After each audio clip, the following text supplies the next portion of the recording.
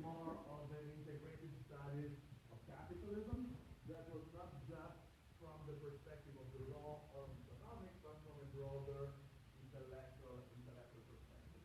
You figured out that it was basically futile and just repetitive of programs that are everywhere to just focus, creating a law, creating finance, or on interaction between the two subjects, but we needed something more, something richer, something thicker.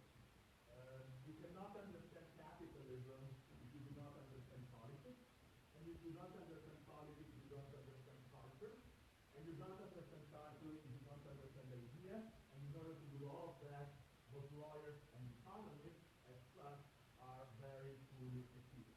Okay? If you're a lawyer, you kind of enter in a form of mind that is very, very narrow.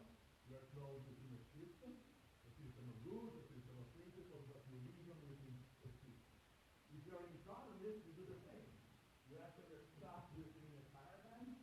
The paradigm tends to be quite positivistic and mechanistic, and you kind of interpret the world from the perspective of that paradigm. If you put the two together, the lawyer is positivist this way, the economist is positivist in its own way, comes out law and economics. And law and economics is the super positivistic approach that dominates the current mainstream. It's looking at the legal system as some sort of a technology that serves the purpose of organizing a more efficient society. So this is kind of the mainstream that we are going to have studied in a way or another everywhere. Okay? But if you come from our colleagues at the Central European University in Budapest, you have that approach. Bocconi, you have that approach. Practically everywhere you have a chance to study in the mainstream, you are going to get an approach that tends to be very much disciplined. Okay? Here at the LUT, we develop in a very undisciplined way. We want to be visual beauty. Okay? The whole idea is to try to challenge the mainstream by facing it intellectually, of course, with tools that need to be developed. It's very hard work because you need to have the tools for understanding this kind of paradigm you want to challenge, but still the fundamental idea is to challenge the positivistic paradigm. Is to take into consideration the reality, to try to understand it, and to assume that it can be improved either by transformations that are gradual or by revolutionary transformations. Okay? There are possibilities to transform the state of the world. The general positivistic paradigm makes everybody believe that the state is not enough to transform. There is this kind of very strong sense of impotence that everybody experiences in front of the reality of the world. And the sense of impotence is the fact that we feel that things are that way and there is no way that in our tiny individual life we can actually change something around us. Okay? And that creates a sense of impotence, and the sense of impotence produces a kind of citizenship that is not suitable, and people are incrementally transformed into consumers. Okay? We kind of get individualized, we get by ourselves, we feel impotent, and we don't act as a group.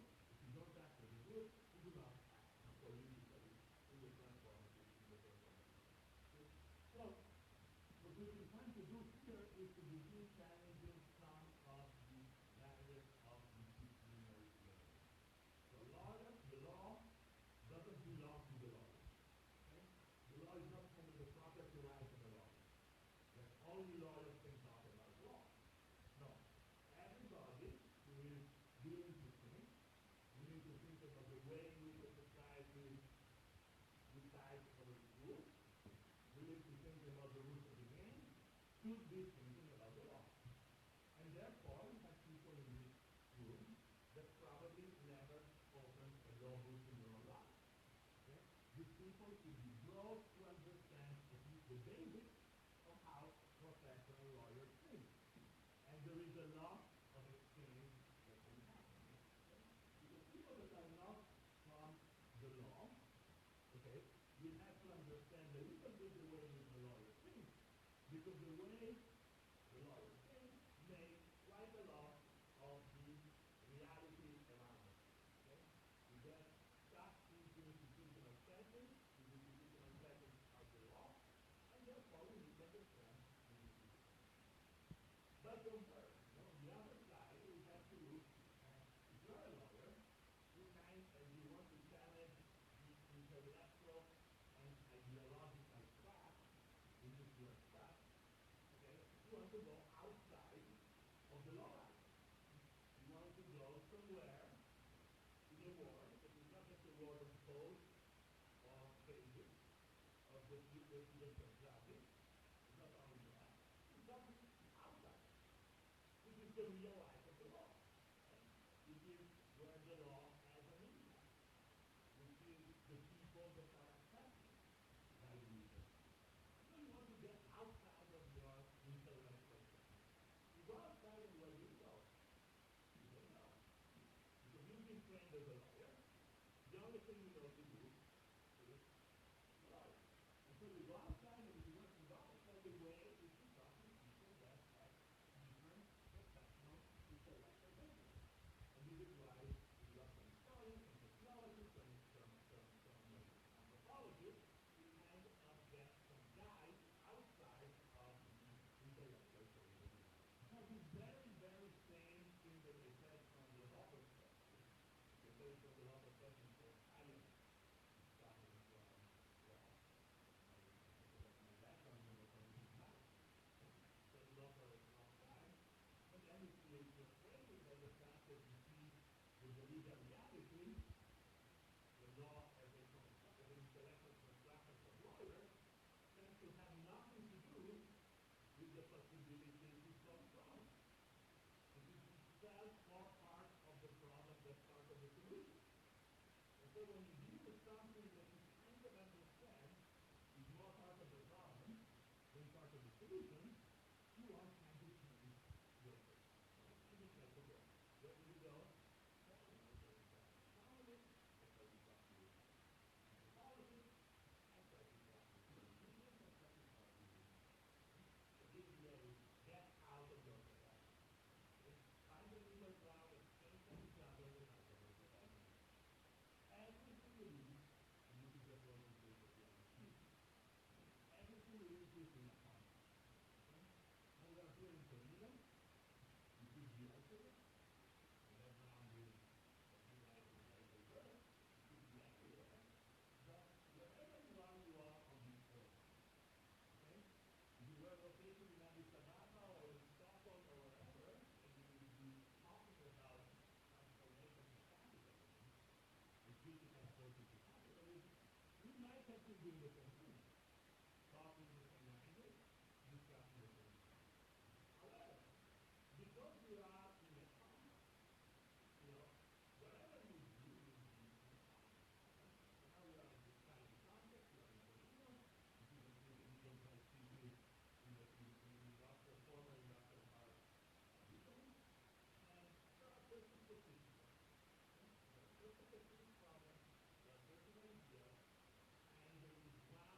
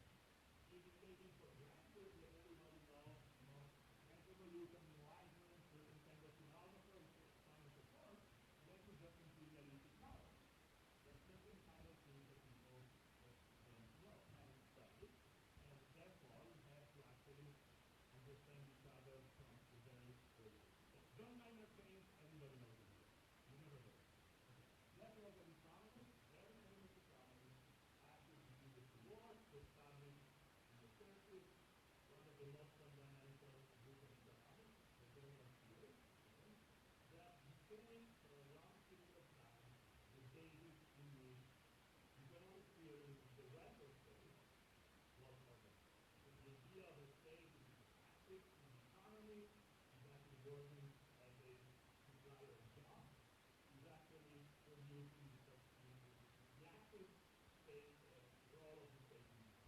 That was his major contribution. And he was the intellectual father of the work bank and the intellectual market. He was the brain behind the Bretton Woods conference in 1944, in which the basis of the current financial system was taking place. Actually, Keynes is not responsible for the disaster that these institutions have created. They were transformed in that. So let's not blame him entirely. But anyway, he was a real believer in the fact that we could organize an international financial system under some sort of Western domination in the construction of a global empire. Okay? So Keynes used to say, he was very, very famous. So Keynes used to say that ultimately ideas are those that matter. Okay? There are certain kind of ideas behind every political decision. There is some economist, okay, some intellectual, okay, that suggest certain kinds of ideology, and then these ideologies, by persuading the elite, become the current narrative, okay, become the dominant narrative. Okay? And so Keynes used to say, okay, ideas ultimately matter, and ultimately where the world goes depends on a battle within the idea, and certain ideas that become dominant in certain ideas. To give you another example, neoliberalism was the product of a certain kind of intellectual elite, people like Hayek, people like Milton Friedman, economists, British, Austrian economists, that became very influential on politicians like Herbert Sacher and Ronald Reagan in the 1980s. Okay? But through Margaret Thatcher and Ronald Reagan, the ideas of those guys became policy, and by becoming policy, they have transformed the world. This is why it's called Reagan-Thatcher revolution. Okay? Let alone that it was a very reactionary move, but still, it was a change of practice. Before then, there was the idea that the government, the state, was actually part of the solution. Every economic problem could be solved by the state. Okay? That was fine. After change, the Reagan-Thatcher revolution made the government become the problem rather than the solution. So the opposition was, okay, no, the government is not going to solve the problems. The problems are going to be solved by the market, okay? Are going to be solved by the free competition, okay? And that's neoliberalism, okay? Ideas, Keynes against Hayek, okay? Or before that, when the world was divided up into blocks, you'd have socialism, you'd have Marx, okay, on the one side, and you have liberalism. You have Adam Smith on the other, okay? So different ideas conquering different parts of the world. But ultimately, these ideas have to become politically implemented, okay? So we don't believe here that ideas matter per se.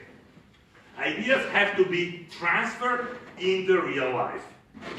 So everybody who is engaged with ideas, an intellectual, someone who has the luxury to become, a PhD student or an intellectual, a law professor, whatever, will have to actually look at the real life of his ideas on the world and to take them into consideration.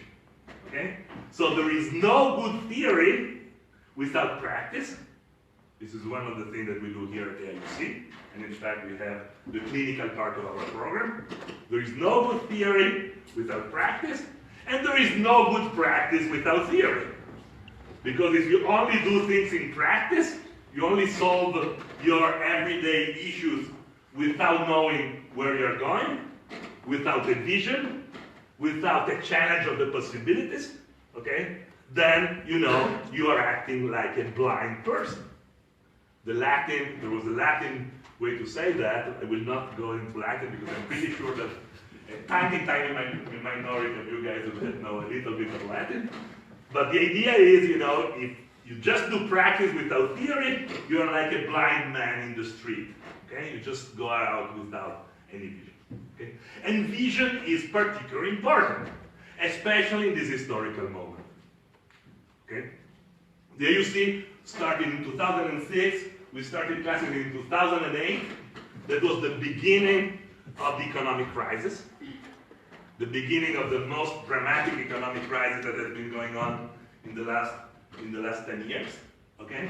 And we always thought that it was extremely important to consider the fact that 20, 30, 40 years from now, nothing might be as today. Okay? So, my age, my generation, I'm a baby boomer. Late part of the baby boom. Okay? I was born in 1961. Baby boomers would believe, and we were made to believe, as an ideology, that if we worked hard, okay, our life would be better than the life of our parents. This is a typical American dream kind of idea. Okay? You work hard, you study, you do whatever you want, you obey to the rule, you play the rules of the game, and you get a job that is going to be something that makes you economically better off than your parents. Pretty much. Okay? And this is something that actually forecloses your mind quite dramatically. Because you assume that, first of all, there is a possibility of continuous growth. Things are going to change for the better for everybody. There is a progress. There is some sort of vision of a future that is necessarily better than the past. So there is this narrative is very, very, very strong. And this is actually closing your mind. Because you actually know that if you obey, if you become part of the system, if you're a good boy or a good girl, then things are going to be fine in your life. Actually, when I visited Russia the first time, the Soviet Union, in 1986, I was 25 years old at the time, and I spent about a month in Moscow. And of course, I met friends of my age at the time, and I was in a phase of my life in which is the phase of your life of most of you guys. I was a little bit kind of, stressed out about the future. What am I going to do? I've been a good student, I could choose. Am I going to work for a law firm? Am I going to go in academia? Am I going to go try to become a judge or a notary? What am I going to do? Okay? And I was thinking about these options, thinking that they were real options. Okay? And then I would go there were kids of my age, and they already knew everything. They already knew that because they were coming from a certain school, they would go ahead in a certain direction, and they will become eventually, pilots from Aeroflot, or whatever, managers of the hotel chain. It was already a plan. And I was seeing that, and I was kind of comparing. And I said, well, I kind of like that, because not having to choose is always kind of nice, on the one hand. On the other hand, I felt a little bit, and some of them felt a little bit already, the decisions were taken for them, and therefore you had a sense that they're not so free or whatever. And I kind of started questioning this whole thing, but both of us, the Soviet kids, 1986, and the capitalist kid, baby boomer, 1986, we both had a sense that if we were playing according to the rules, okay, things would stay around us pretty much that way. Okay? Socialism would probably continue. There was very little thing that looked stronger than socialism in 1986. That was the beginning of Gorbachev. There was the glasnost. There was this kind of beginning of trying to make the system a little bit more open up. It looks pretty solid indeed. Didn't look at all to me something in a few years would collapse dramatically. Didn't look that way at all. You go in front of Lubyanka, and Lubyanka was there, really scary, the KGB. Okay? So the whole thing looked very solid. And then it collapsed very fast. 2008. just run a little bit ahead, and let's see whether after the economic crisis of 2008, and after what we know today about the reality of capitalism, and about where we are going, whether we can actually seriously believe that if we behave according to the rules, everything is gonna be fine in 40 years. This is the time span you guys should give to yourself, right? 40 years. I give myself 15, 20, give them 40 or 50. So think about the world 50 years from now. And try to make some thoughts whether you believe that it's possible that doing business as usual, doing things the same way we've always done, things are gonna be, for you, better than for your parents, or at least not worse than for your parents. This is a big question mark. There is no real certainty. Whereas for a baby boomer, we could believe that liberal democratic capitalism, the American dream, let's call it with its name, okay, liberal democratic capitalism, could actually provide forever and for everybody some sort of a progress that will bring humankind in some better place, development for everybody, kind of thing, you know? The Wilsonian dream, Woodrow Wilson. How many of you heard about Woodrow Wilson? 1, 2, okay, we're getting to, you see the intellectual comes more than politicians. Woodrow Wilson was the president of the United States during World War I, okay? Was a very enlightened man, you know, with how, as much as he could be an enlightened man, being the president of the United States in 1915, of course. But he was a very enlightened man.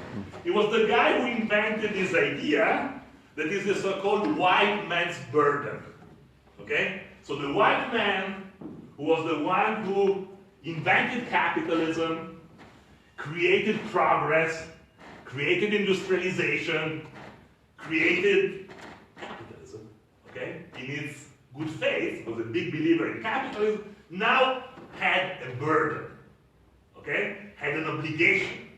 And the obligation was to make everybody else in the world looking like Americans, pretty much, okay? Everybody else in the world develop, okay? Become capitalists, driving expensive cars, having, you know, good, solid jobs, you know, the kind of thing of the American dream in the 40s, in the 50s, okay? So that was the idea of the white man's burden. And there was a belief that started with Wilson and went on and on and on, that this was in fact possible. And I was brought up, okay, in the belief that one day, perhaps, everybody in the world, from Gambia to wherever, could become like in Silicon Valley, okay? Could be as well off as you are, you know, in Milwaukee, Wisconsin, or whatever, okay? So this kind of idea proved to be a dramatic ideological lie, okay? At the beginning, it was an actual honest belief. I think you could say that Wilson was a good guy, okay, in a way. At the beginning, it was a belief. Lots of people believed that. When my mother told to me, you know, work hard and it's gonna be better, okay, she could believe that, okay? When the mother of my friends in the Soviet Union in 1986 told to them, follow the rules, don't disobey, you're gonna become the president of Aeroflot or whatever, she was kind of honest. But later on, and particularly now, after all what we know about the ecological crisis, after all what we know about the world around us today, believing that we can assume things as they are today, 20 years from now, is just putting your head in the sand. Just don't realize the reality. So we want to understand the reality here. And the reality is pretty simple. There is something that is called ecological footprint, very, very simply.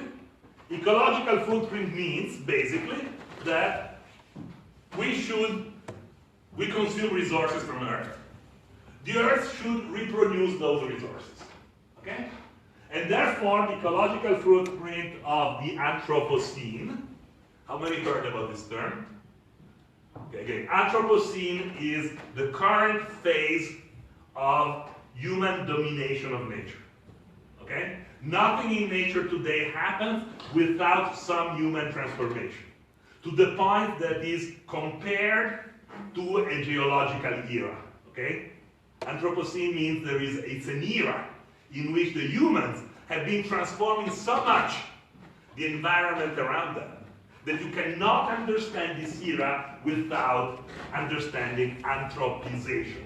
Is to say, the presence of the human animal on the earth, okay? Transforming it.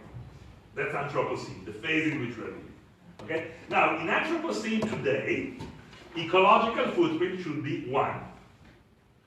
Because if we want to be able to assume intellectually that your grandchildren, or even your children, because you guys are young, are gonna live in conditions that are not better than ours, but not worse than ours, you have to create the basic structure that is the reproduction of the Earth. Unless we can conquer some faraway planet. You know, there are movies about that. But you know, we may not be there yet. And might not even be something that we should consider at the moment. Okay? So basically, ecological footprint should be 1. In fact, ecological footprint today is 1.4, almost 1.5. That is to say that humankind altogether consumes resources that could be reproduced only by the Earth plus another half of the Earth. Okay? So we needed 1.5 planets to reproduce our current state of living. And you say, well, that's pretty bad, right?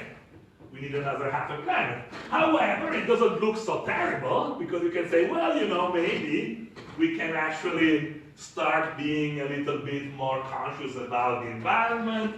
We can start driving a little less. We can start, improving some technology. We can start doing that, and that. And we can go back to something more closer to 1.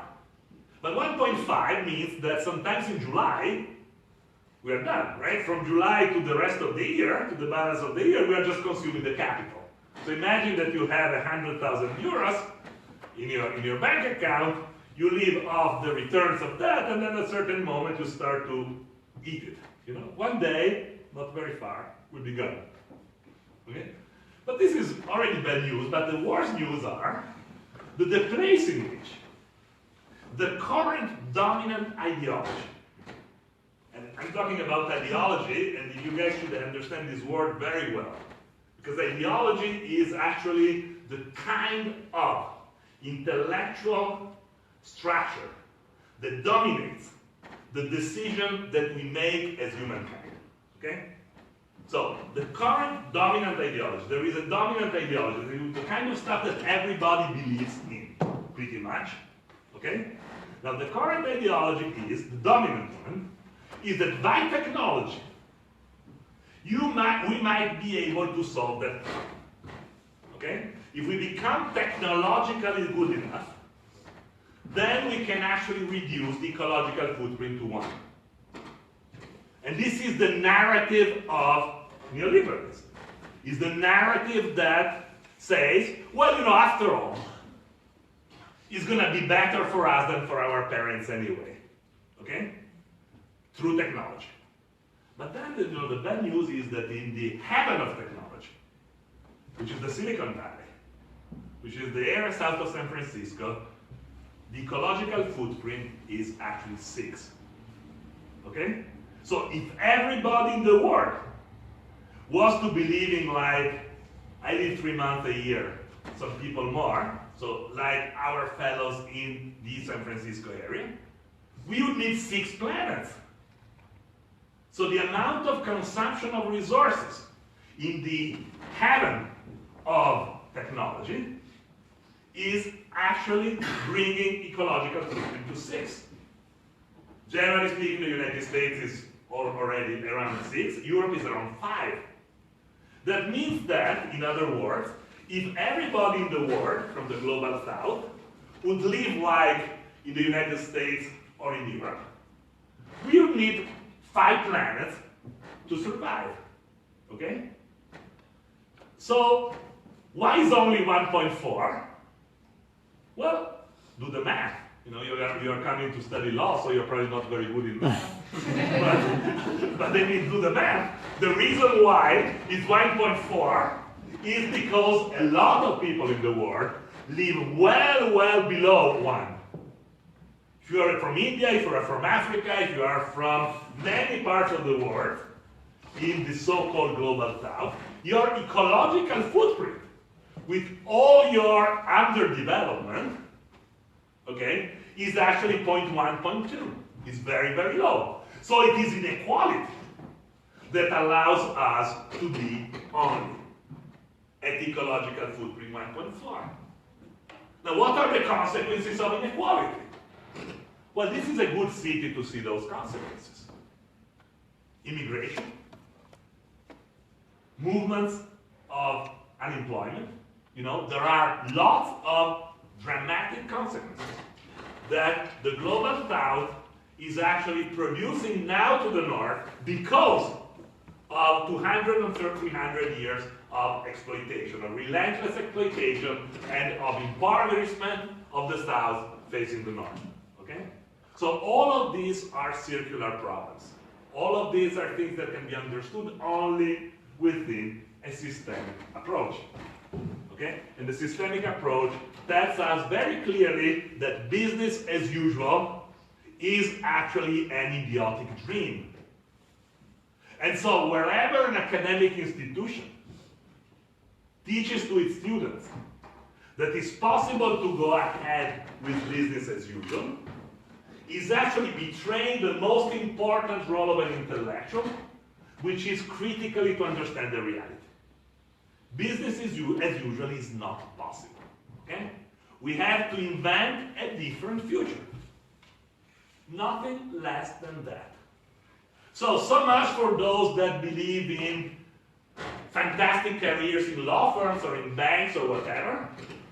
Comes a point, might come a point, I know, but might come a point in which those things simply do not be possible. And this is much better to realize and to organize ourselves, intellectually first of all, and politically, to face the current situation. And so what is the current situation? I still have a few minutes, so I will go ahead because we have nothing to do today but suffer and be exposed to my preaching. You know, I dream to become a priest at some point. You already are, probably.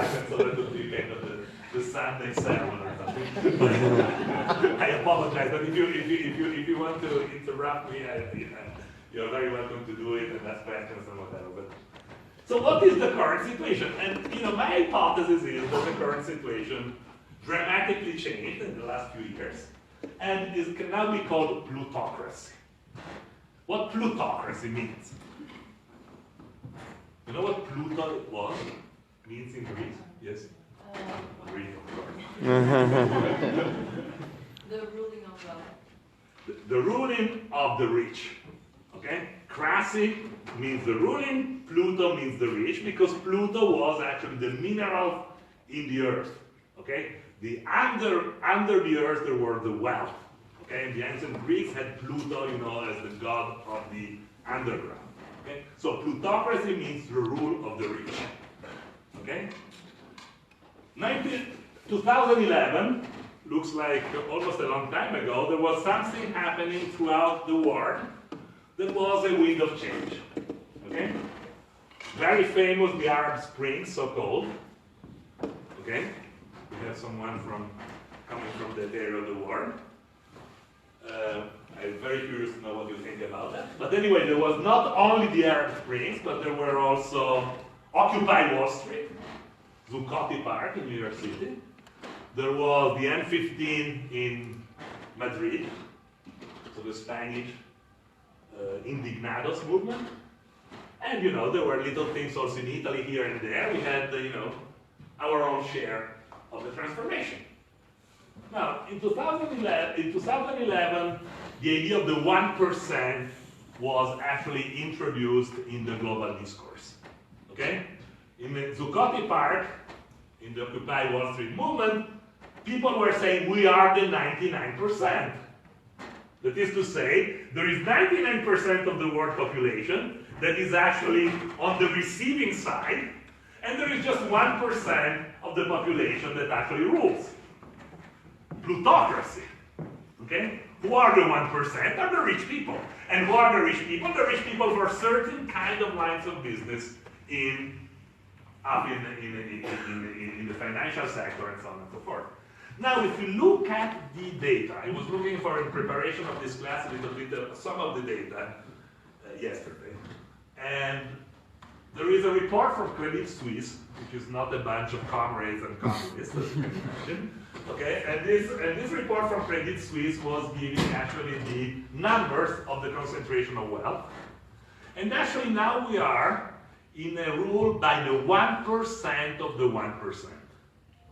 So the 1% versus 99% is a completely optimistic, highly democratic vision of reality. Okay? The reality is that the rule today in terms of concentration of power is the 1% of the 1%. Let me give you a couple of just pieces of information that I don't like numbers, so I'm not good at that. You know, I'm a lawyer, and that's fine. But there are a couple of things I want to tell you because I just look at them from this report from the Swiss company. If you look at the revenues, okay, the revenues meaning how much people pay in taxes for an organization. Okay, the tax revenues.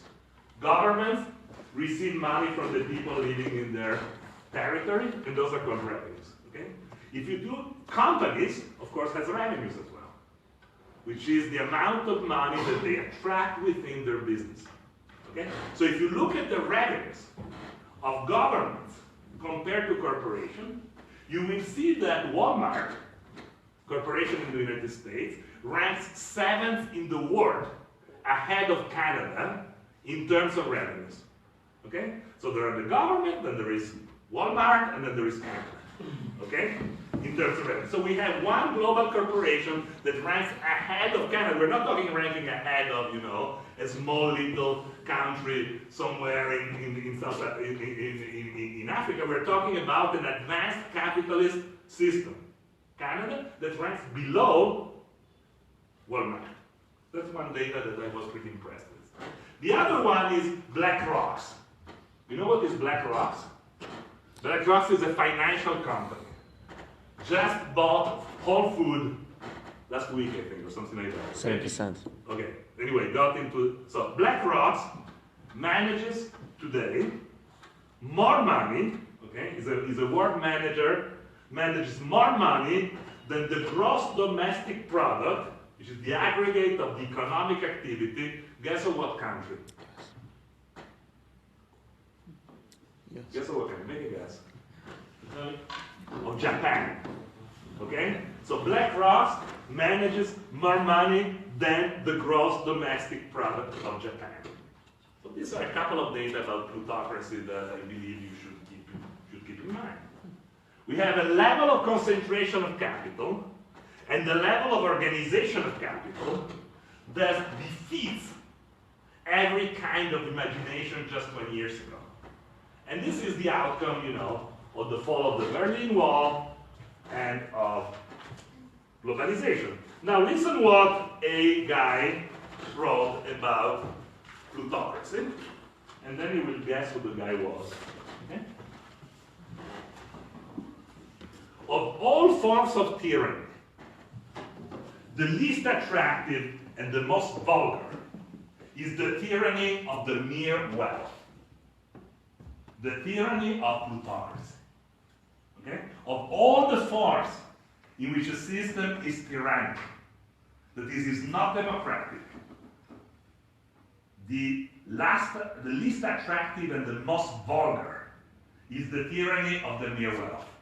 Now, you cannot guess who he was, but I will ask you a question.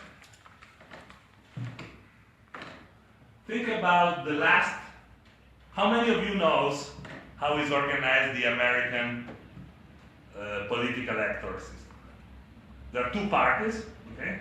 You guys know that? There are two parties, two main parties, there are many, but there are two parties that actually are respected as such by the system. Okay? One is the Democratic Party, and one is the Republican Party. Okay? The Republican Party was the party of Ronald Reagan. Okay?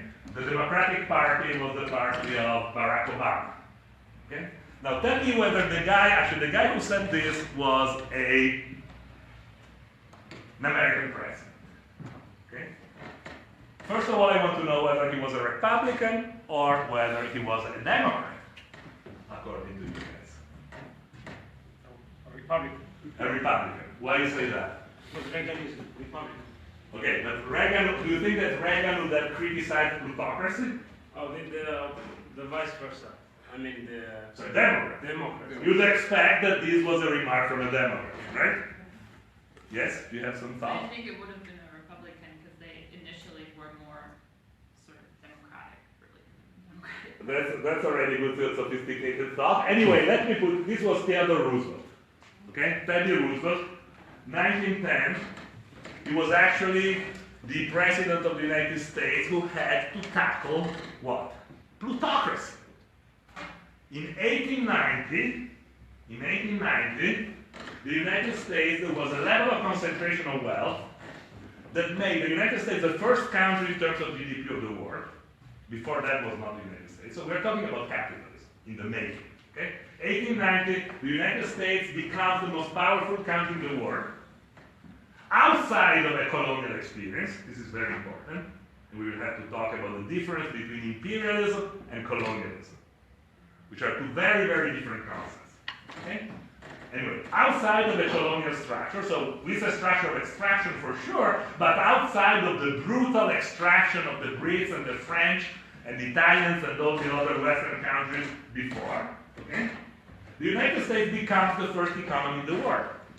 The United States in 1890 was, technically speaking, a plutocracy in the sense that there were two or three major interests, the Vanderbilts, you know, the DuPont, you know, the Rockefellers. So there was those kind of families and of economic aggregates that were actually determining and quite entirely the way in which the political system was working.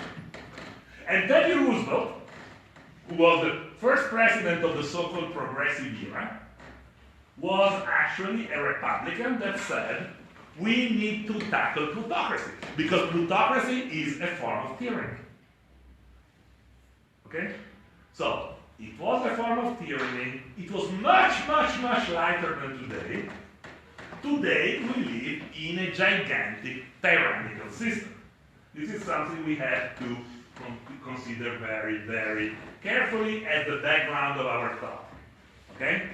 Do not make the mistake, please. And if you are still convinced about that, I hope that in these 7 months you will have enough of exposure to understand that it's not going to be like that. That there is an equation between elections and democracy.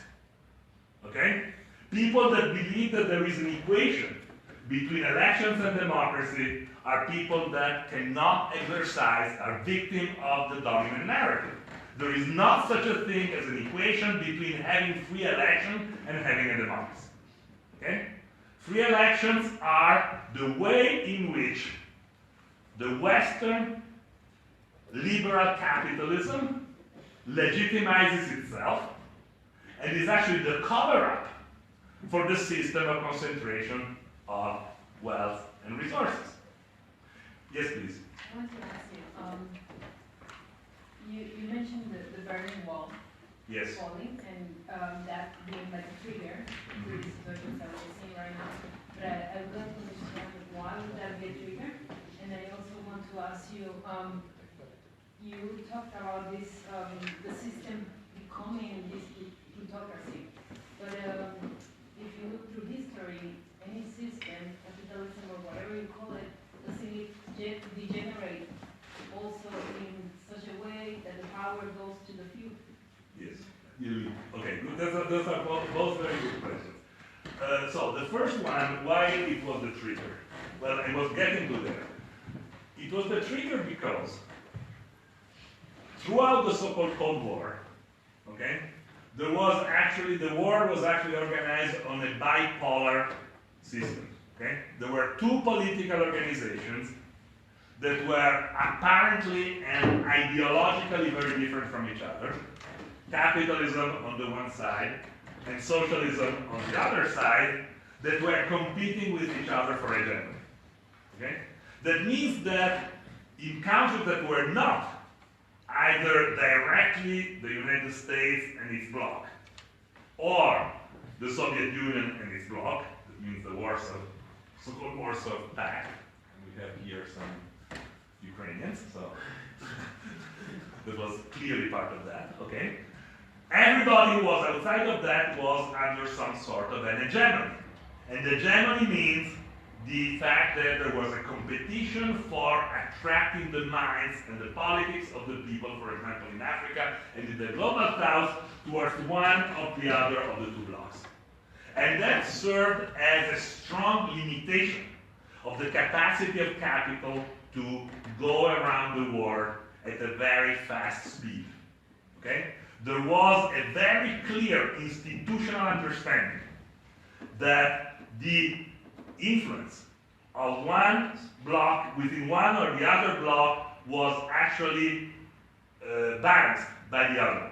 Okay? So it would have been impossible, for example, for the United States to start giving serious amount of money for political or economic reform of Ethiopia after the Ogaden War, okay?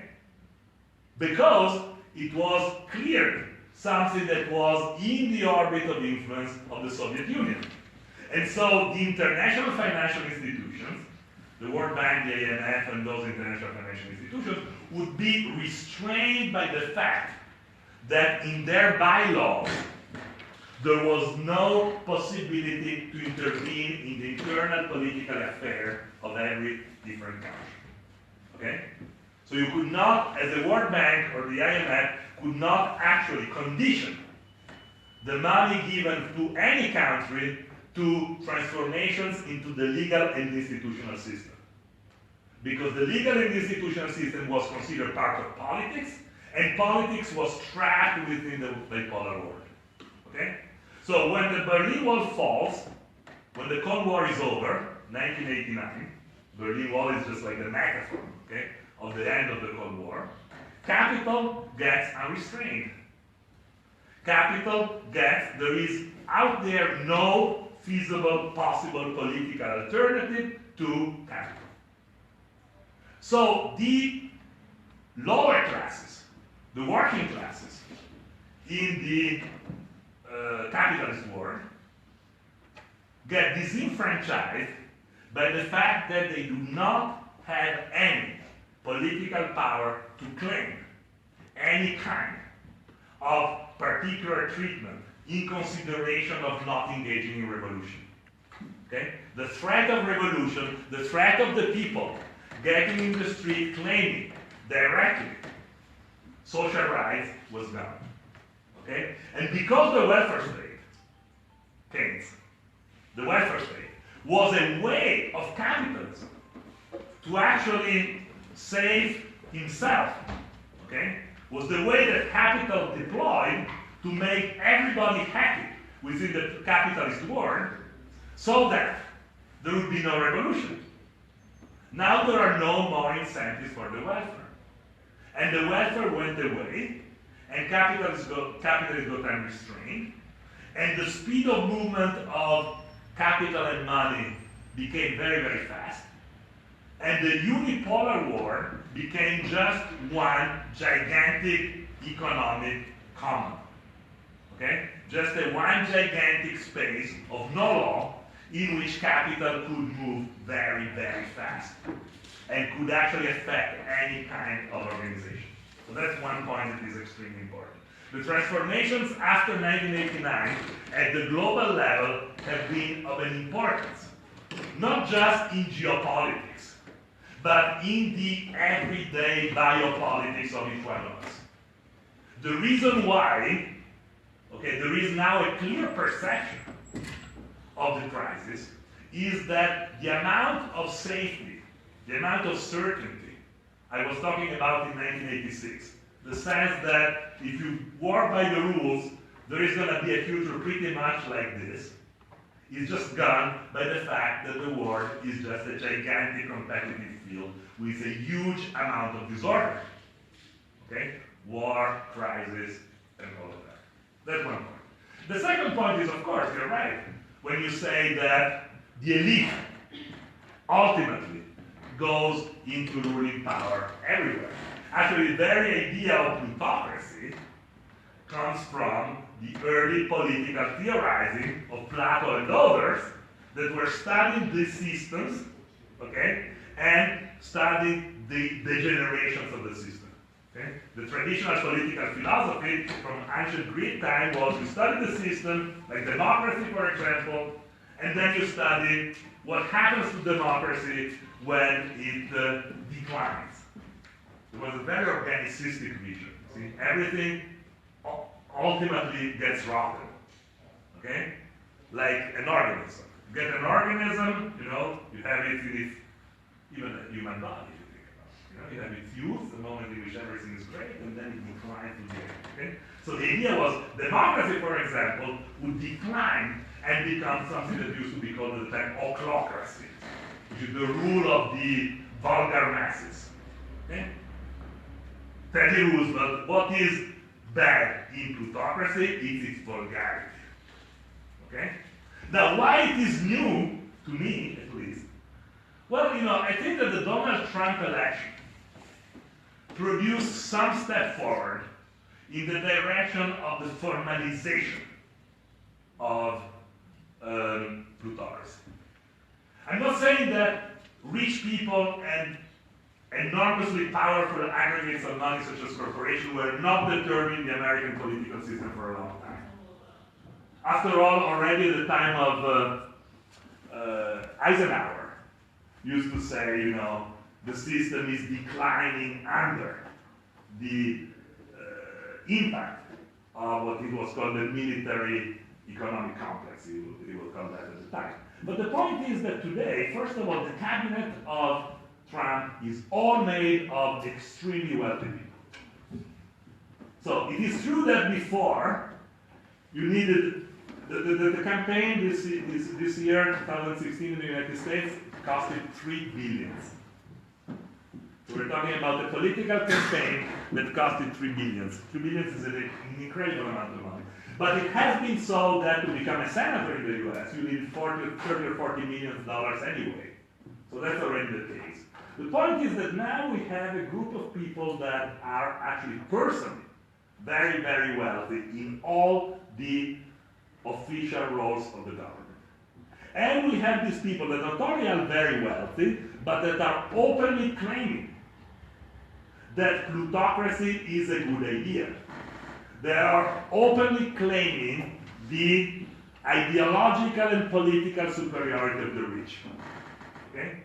So to me, in a way, if we want to strike a parallel with the Soviet Union, Barack Obama was what Gorbachev was for communism. The last president of Gorbachev was the last communist president, you know? And after him, the system collapsed. Boris Yeltsin went to power. Boris Yeltsin was actually an extremist, a very extreme guy. Okay? Gorbachev tried to save the system within itself, and it failed. And then we got Yeltsin, and then we got Putin. I think that Obama did exactly the same. He tried to save the American system of liberal democracy, so-called, from itself, but he couldn't do it. And after him, we have an extreme. And the extreme is it becomes open.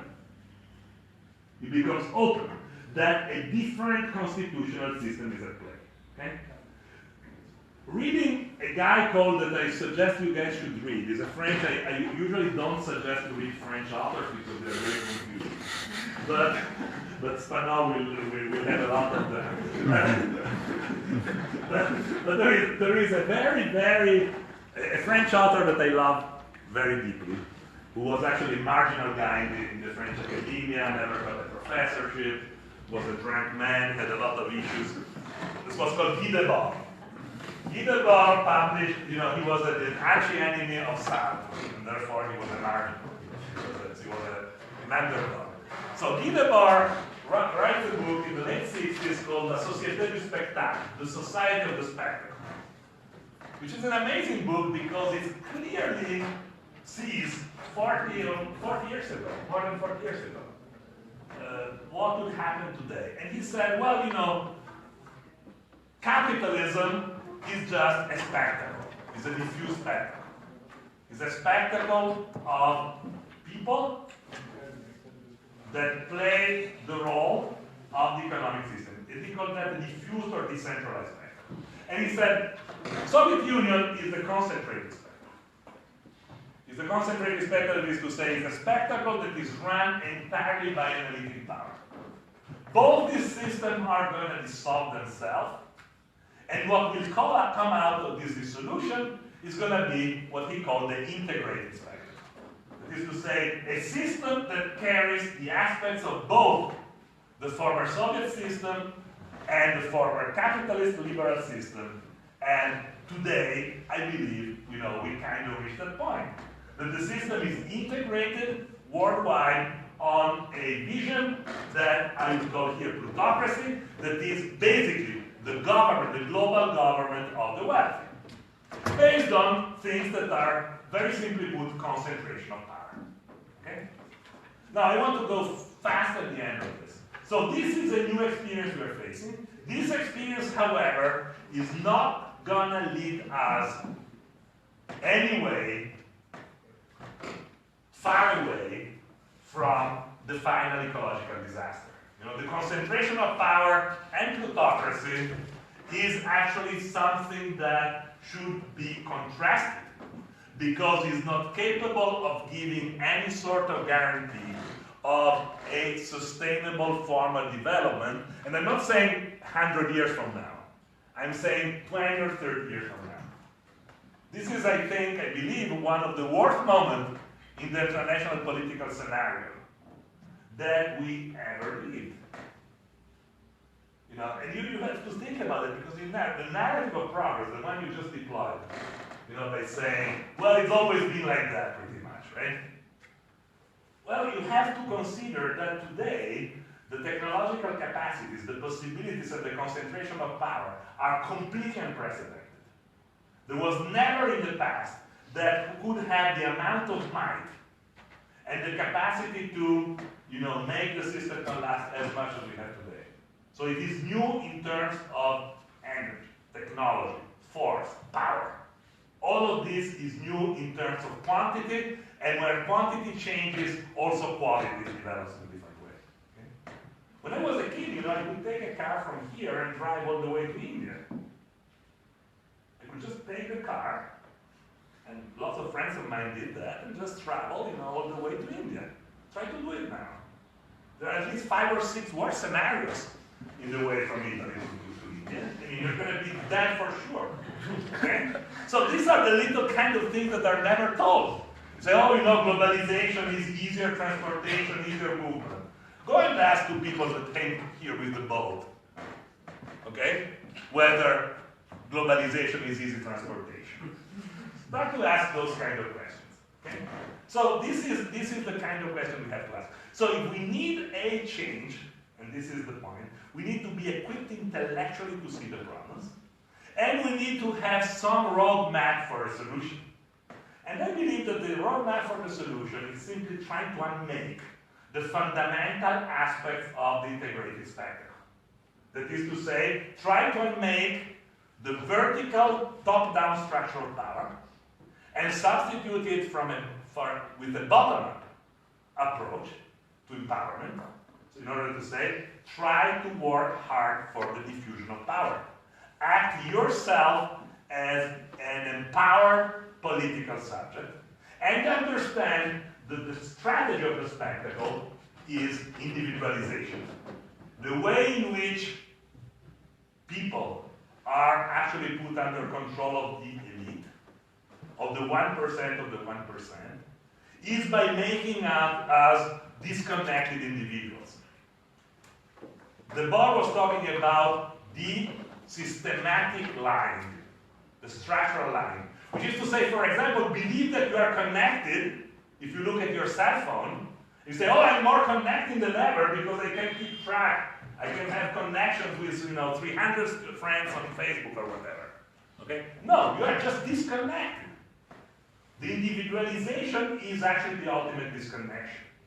The individualization is what makes the spectacle possible, and individualization is what we should try to defeat. And I think and I hope, that these few months that we're living here together will really make you a body. Will really make you a place in which you kind of think collectively, act collectively, develop actions that allows each of you to flourish, but also makes each of you empowered by feeling part of a group. Okay? Thanks so much.